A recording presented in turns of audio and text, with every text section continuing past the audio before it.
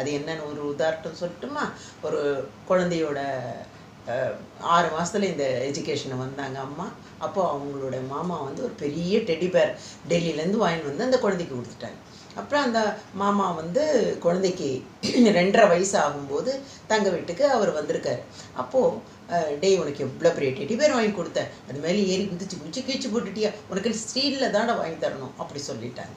அப்போது இந்த குழந்தை வந்து நம்ம போகலாம் மாமா அப்படின்னு. எங்கே போகலான்னு? துர்காப்பூர்.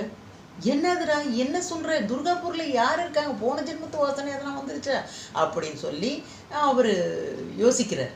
அப்போ இந்த குழந்தை, அங்கே தானே ஸ்டீல் பிளான்ட் இருக்குது, நீங்கள் தானே ஸ்டீலில் வாங்கணும் நீங்கள் அப்படின்னு. அப்போது அவர் ஆச்சரியப்பட்டு தங்கையை கேட்குறாரு, இது எப்படி இந்த குழந்தைக்கு தெரியும் அப்படின்னும் போது அவங்க சொல்கிறாங்க, 9 மாதமாக இருக்கும்போது இந்த விஷயத்தை நான் சொல்லி கொடுத்தேன். மேடம் சொல்லியிருக்காங்க டெஸ்ட்டே பண்ணக்கூடாது, அந்த அவங்களுக்கு அந்த ஃபோட்டோ மெமரி